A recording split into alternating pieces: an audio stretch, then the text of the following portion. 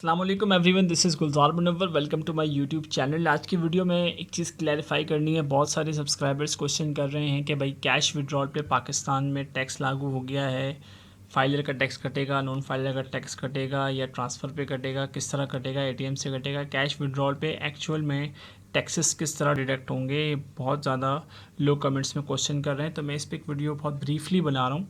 गौर से सुनिएगा, होपफुली आपके कॉन्सेप्ट जो है वो क्लियर होंगे। Taxes on cash withdrawal.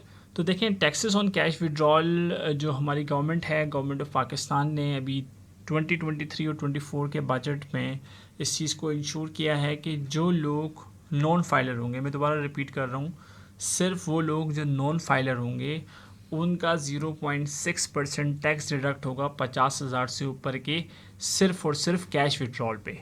Fund transfer पे, यानी अकाउंट टू अकाउंट अगर आप ट्रांसफ़र कर रहे हैं पैसे, तो उस पर ज़ीरो टैक्स है, चाहे आप फाइलर हो चाहे आप नॉन फाइलर हो।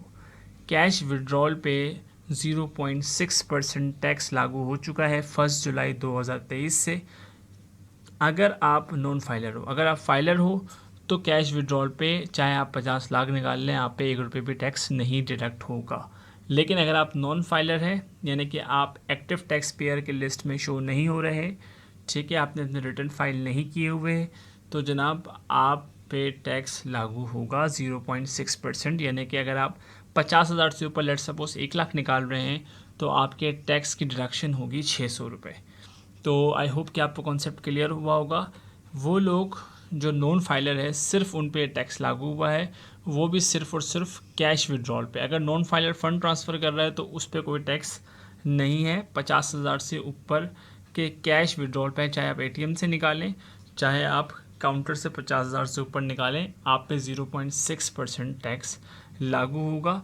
आई होप कि आपको कॉन्सेप्ट क्लियर हुआ होगा कि पाकिस्तान के अंदर जो कैश विड्रॉल पर टैक्स लगा है वो क्या है। 50,000 से ऊपर पे है, सिर्फ और सिर्फ नॉन फाइलर के लिए है, और 0.6% है।